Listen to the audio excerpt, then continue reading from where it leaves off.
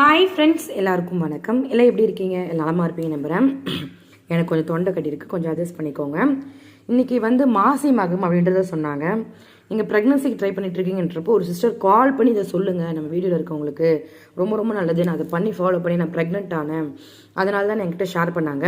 உங்களுக்கு எத்தனை வருஷம் ப்ரெக்னன்சி டிலே ஆயிருந்தாலும் நிச்சயமாக சீக்கிரம் ப்ரெக்னென்ட் ஆவீங்க.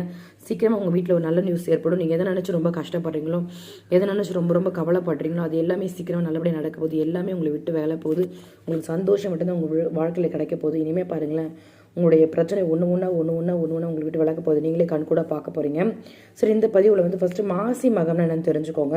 மாசி மகம்னா இன்றைக்கி ஒரு முக்கியமான நாளுங்க. நம்மளுடைய பாவங்கள் கரும வினைகள்லாம் குறையக்கூடிய ஒரு முக்கியமான நாளாம். இந்த நாளில் நம்ம ப்ராப்பராக விரதம் இருந்து வழிபட்டோன்றப்போ நம்ம என்ன நினைக்கிறோமோ அது நடக்குன்றதை சொல்கிறாங்க. முக்கியமாக இன்றைக்கி ஏதாவது ஒரு ஆழத்துலையோ குளத்துலையோ கோவில் தப்பம்லாம் சொல்லுவாங்க, நம்ம குளிச்சோன்றப்போ ரொம்ப சிறப்பாக. இது மாதிரி குளிக்க முடியாதோ நீங்கள் இந்த பதிவை பார்க்குற யாராக இருந்தாலும், இப்போ நீங்கள் குளிச்சு முடிச்சப்பறம் இந்த பதிவு பார்த்தீங்கன்னா கூட பிரச்சனை இல்லை.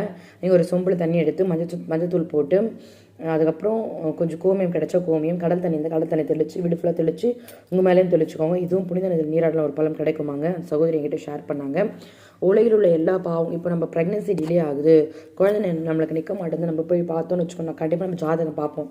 பார்க்குறப்ப உங்களுக்கு தோஷம் இருக்குங்க, பாவம் இருக்குங்க அப்படின்லாம் சொல்லுவாங்க. ஒன்று பித்திரு தோஷம் சொல்லுவாங்க, ஒரு நாக தோஷம் சொல்லுவாங்க, இத்தனை வருஷம் கழிச்சு குழந்தை பிறக்கணும்னு சொல்லுவாங்க. இது மாதிரி நிறைய பேர் நிறைய விஷயம் சொல்லுவாங்க. ஒரு சில பேர் அதை நம்புவோம், ஒரு சில பேர் அதை நம்ப மாட்டோம் இல்லைங்களா. ஆனால் இந்த மாதிரி இந்த மகா மகம்லாம் வரப்போ மாசி இதெல்லாம் ரொம்ப ரொம்ப நல்லதுங்க. இந்த மாசி மகம் மட்டும் ரொம்ப சிறப்பு வாய்ந்தது. அதனால் இந்த நாளில் நீங்கள் சின்ன சின்ன விஷயங்கள் பண்ணிங்கன்னா ரொம்ப நல்லது. ஒரு வெள்ளை பேப்பர் எடுத்துக்கோங்க. மாசி மகம் அன்னைக்கு சிவபெருமானும் முருகப்பெருமானும் மனசார நினச்சிக்கிட்டு, குழந்தை வரம் தள்ளி போயிருக்கு இல்லைங்களா, எனக்கு குழந்தை வரம் சீக்கிரம் கிடைக்கணும்னு சொல்லிட்டு உங்களுடைய கஷ்டங்களை ஒரு லெட்டர் மாதிரி எழுதிக்கோங்க. அதை மடித்து சிவபெருமான ஒரு பாத்திரத்தில் வச்சுக்கோங்க. உங்ககிட்ட இதை பண்ணும்பொழுது மைண்ட் ரொம்ப ரிலாக்ஸ் ஆகும், உங்கள் ஸ்ட்ரெஸ் எல்லாம் குறையும். நீங்கள் கேட்ட விஷயங்கள் உங்களுக்கு சிவபெருமான் கொடுப்பாரு, செஞ்சு கொடுப்பாரு, முருகப்பெருமான் செஞ்சு கொடுப்பாரு. அந்த சகோதரி சொன்னாருங்க, இதை பண்ணாதான் குழந்தை பேர் கிடைக்கணும்னா கிடையவே கிடையாது. ஒரு பாசிட்டிவ் எனர்ஜி மட்டும்தான். இதை செய்கிறப்ப நம்மளுக்கு ஏதாச்சும் நல்லது கிடைக்கணும், நல்லது தான் இல்லைங்களா. நீங்கள் ப்ரெக்னன்சி ட்ரை பண்ணுறீங்கன்னா நான் இப்போ சொல்கிற 5 விஷயம் ஃபாலோ பண்ணிக்கோங்கன்னு. நிறைய சாமி கும்பிடுங்க. சாமி கும்பிட ஆரம்பிச்சிங்கனாவே உங்கள் நெகட்டிவிட்டியெலாம் குறைய ஆரம்பிக்கும். ரெண்டாவது, சின்ன சின்ன பரிகாரங்கள் செய்ய பழகிக்கோங்க. அதாவது கோவிலில் போய் விளக்கு போடுறது மாதிரி செய்ய பழகிக்கோங்க. இன்னும் பாசிட்டிவிட்டி அதிகரிக்கும். மூணாவது, ஃபுட்டெல்லாம் சரி பண்ணிக்கோங்க. தேவையான ஃபுட்டை மட்டும் சாப்பிடுங்க, தேவையில்லாத ஃபுட்டில் சாப்பிடாதீங்க. ரொம்ப சத்தான உணவுகள் மட்டும் எடுத்துக்கோங்க. நாலாவது, ரொம்ப ஸ்ட்ரெஸ் ஆகாதீங்க. நீங்கள் எந்தளவு ஸ்ட்ரெஸ் ஆகுறீங்க அந்தளவு ப்ரெக்னன்சி டிலே ஆகிட்டே தான் போயிட்டு இருக்கும். ப்ரெக்னன்சி நிற்காது. அஞ்சாவது, நீங்கள் உங்களுமே ப்ளேம் பண்ணிக்காதீங்க. நான் தான் தப்பு, நான் தான் சரியில்லை, எனக்கு தான் எதுவுமே கிடைக்காதுன்ற மாதிரி உங்களை நீங்களே ப்ளேம் பண்ணிக்கிட்டீங்கன்னா உங்களுக்கு கிடைக்காது, நடக்காது. நீங்கள் உங்களை எந்தளவு பாசிட்டிவாக வச்சுருக்கீங்க, நீங்கள் உங்களை எந்தளவு ஹாப்பியாக வச்சுருக்கீங்க, உங்கள் மனசு எவ்வளோ ரிலாக்ஸாக ஃப்ரீயாக இருக்கும், அந்தளவு நீங்கள் சீக்கிரம் ப்ரெக்னென்ட் ஆகிடுவீங்க.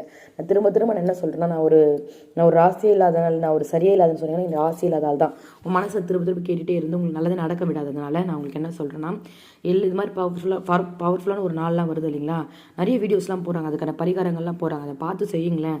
ஒரு சில டைம் கிளிக் ஆகிடுச்சு நம்ம நல்லதா இல்லைங்களா. அதனால் இன்றைக்கி நம்ம குங்குமம் வைக்கும் பொழுது, குழந்தை பேர் தள்ளி போன அவங்க குழந்தை நெத்தியில் குங்குமம் வச்சு, நீங்கள் முருகப்பெருமான சிவபெருமான் நினச்சி எனக்கு சீக்கிரமாக குழந்தை கிடைக்கணும் நெத்தியில் சொல்லி குங்குமம் வைக்கணுமாங்க. அவ்வளோ நல்லதான், அவ்வளோ சூப்பராக. அதனால் நீங்கள் செஞ்சு பாருங்கள். இது செஞ்சு அந்த சிஸ்டர் என்கிட்ட கால் பண்ணி சொன்னாங்க. இதை சொல்கிறதால நான் ஒன்றும் குறைஞ்சி போகிறது கிடையாது இல்லைங்களா. அதனால் நான் கிட்ட ஷேர் பண்ணிகிட்ருக்கேன். ஒருவேளை எனக்கு இந்த பரிகாரங்கள் செய்ய பிடிக்கலன்றவங்க பூஜையில் விளக்கேற்றி வச்சு ஒரு லெட்டர் எழுதுங்க, சாமிக்கு எழுதுங்க. முருகனுக்கும் சிவபெருமானுக்கும் கஷ்டம்லாம் சொல்லி எழுதி மடித்து அவங்கள பாதத்தில் வச்சுருங்க. நீங்கள் உங்கள் கஷ்டம்லாம் இருக்கும்பொழுது மாதிரி ஒரு லெட்டராக எழுதி அவங்கள வைக்கும்பொழுது அது உங்களுக்கே அறியாமல் நிறைய நல்ல விஷயங்களுக்கு நீங்கள் கண் கூட பார்ப்பீங்க. எனக்கு எதாவது ரொம்ப கஷ்டமாக இருக்குன்றப்ப நான் உட்காந்து லெட்டர் எழுத ஆரம்பிச்சிருவேன். நான் உங்களுக்கு சாமிக்கு எழுத சொல்கிறேன். நான் என்னுடைய வீட்டில் இறந்தவங்களுக்கு லெட்டர் எழுதுவேன். எனக்கு ஸ்ட்ரெஸ் எல்லாம் குறையும். அவங்க நான் எழுதுறது சீக்கிரம் நடத்தி வைப்பாங்க. நீங்கள் செஞ்சு பாருங்கள். அந்த மாசி மகம் அன்னைக்கே உங்களுடைய குழந்தைகள் வீட்டில் லெட்டர் எழுதி பாருங்கள். நிச்சயமாக அது பழிக்கும். உங்கள் வரம் நீங்கள் கேட்குற விஷயம் நடக்கும். குழந்தை இருக்குது இல்லைன்றது நம்ம கையில் கிடையாதுங்க. ரொம்ப ஸ்ட்ரெஸ் ஆகாதீங்க. நான் தயவு சொல்கிற விஷயம் இந்த நாளை பயன்படுத்திக்கோங்க. எத்தனையோ பேர் இந்த நாளில் இறக்குறாங்க. எத்தனையோ பேருக்கு இந்த நாளில் விபத்து ஆபத்து இதெல்லாம் இல்லாமல் நீங்கள் ஒரு சிம்பிளான ஒரு வாழ்க்கை வாழ்ந்துட்டு இருக்கீங்க. குழந்தை ஒன்று தான் இல்லை மற்றபடி எல்லா உறவுகளும் இருக்குன்றப்போ நம்மக்கிட்ட என்ன இருக்கோ அதை நினச்சி சந்தோஷப்பட்டு அதை வாழுங்க.